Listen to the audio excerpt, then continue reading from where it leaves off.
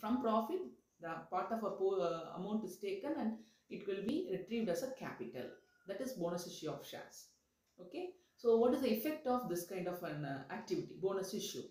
So here, keeping the surplus profit as a reserve every year is like keeping the cash idle, because reserve we won't touch it, only for the emergency we'll use the reserve. So every year the surplus profit are kept as a reserve means then the reserve amount will be higher, then the cash, that reserve amount we won't be used often frequently, then it will become idle cash. Idle cash means without using it, just keeping the cash as it is. So that is also not a healthy kind of activity by a company. So instead of keeping that amount in the form of reserve, accumulated profit is a reserve. Okay, in the reserve it will be added with the with the capital. If that's so, that capital money can be used for again further production. Usually, if there is no capital, we can go for a reserve. If there is no profit, no capital money, we can go for a reserve. Okay, so we won't touch reserve at the first stretch. After taking all the possible steps, at last we will touch the reserve. If our reserve amount is higher, more than the needed, this kind of bonus issue of shares can be done, and that reserve amount again converted into capital. If it becomes a capital, we can very well use it for further production whenever we need it. That is the first result of bonus issues, issuing bonus issue.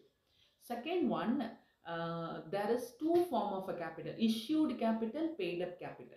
Issued capital means what company number of shares they are issuing, value of shares, total number of shares what they are issuing. For example, company issues 10 lakh worth of shares, but shareholders may not buy all the 10 lakh worth of shares. They will be buying less than what actually issued by the company. Suppose the shareholders are buying only 7,50,000 worth of shares. So this 7,50,000 worth of shares is a paid up capital. What company actually issuing is called issued capital. What the shareholders actually purchased, subscribed is called purchased is called paid up capital. So this differences, suppose issued capital is 10 lakh, but shareholder purchased only 7,50,000 worth of shares. This differences can be reduced by issuing bonus issue of shares. Okay, always company have good image when all issue of shares are purchased by shareholder. Issue of shares and paid up shares should be equal. There should not be differences. Okay, it should be equal. Then only the company have an image that whatever company issued, all the shares were purchased by the shareholders. So such image can be maintained. So, but if practically it is not possible means, so this kind of bonus issue of shares helps the company to equalize the issue capital and paid up capital, because they have taken whatever the bonus issue of shares, worth of bonus issue of shares are amount actually not collected by the shareholder, but the company takes that amount from the profit and it included it in the paid up capital. Now the paid up capital has become higher, that may be equivalent to the issued capital. So this is the basic effect of bonus issue of shares. Now we will see the objective. Only two objective. Number one, equalizing the issued capital and paid up capital.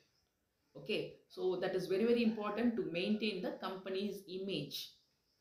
Second one, bringing down the abnormal rate of dividend.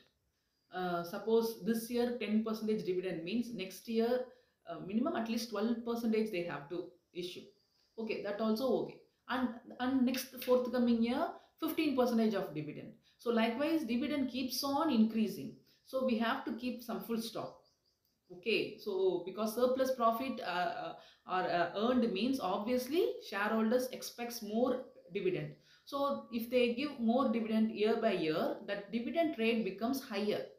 So to control the dividend, this kind of bonus issue of shares can be used. So instead of distributing dividend, keeping the dividend full stop, they can go for this bonus issue of shares. Then again after a break, After a few years, again they will, if they distributes dividend, they will start from the base rate. Okay, they will start from the base rate of dividend.